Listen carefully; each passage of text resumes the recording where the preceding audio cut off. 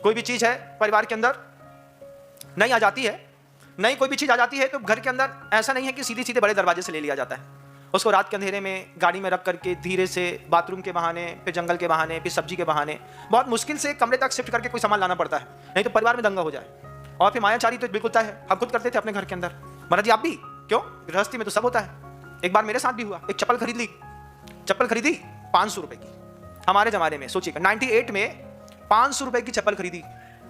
अब बहुत अच्छी चप्पल थी, बड़ी अच्छी कंपनी की, पहने तो बड़ा कंफर्टेबल लग रहा था। खरीद करके ले आए, ला करके दुकान में बाहर उतारी, पिताजी ने देखी चप्पल साहब की, देख रहे थे आसमान में उड़ रहे थे हम, तो बड़ी अच्छी चप्पल थी। तो पापा ने कुछ नहीं कहा, पहले तो कुछ नहीं बोले।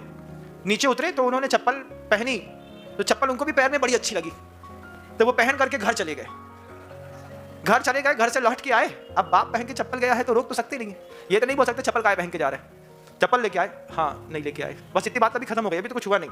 डैडी पहन करके घर चले गए, 1 किलोमीटर चले, घर में बढ़िया आराम से पहुंचे, खाए पिए सोए, शाम को बढ़िया पहन करके चप्पल फिर वापस आए और बैठते हैं गद्दी में और अच्छी लग रही है कोई चीज़, जैसे नया जूता अच्छा लगता है, चप्पल अच्छी लगती है, उनको भी पैर में फिट बैठी। वो बोलते हैं काय कितने की चप्पल है, हमने कही 130 रुपए की। तो पिताजी बड़े 130 रुपए की, बोले हाँ 130 रुपए की लाए। अभी हमने अभी बोल दिए कि तुम्हारे ये 500 रुपए की चप्पल है, तो अभी तो जितने चप्पल नहीं है उतने तो सुनाई मंत्र तंत्र शुरू हो जाएंगे हमारे ऊपर। हमने कहा 130 रुपए की। अब जैसे हमने 130 रुपए की कही तो पापा कहते हैं एक काम करो, एक जोड़ी और ले आओ। अब जैसे ही पापा ने कहा एक जोड़ी और ले आओ, देखो मायाचारी क्या गुल खिलाती है, एक जोड़ी और ले आओ, तो अब हम बड़ी असमंजस में फंस गए। हमने कहा अगर एक जोड़ी और लाना है चप्पल यही वाली, तो अभी इसमें जो है 370 रुपए और चाहिए।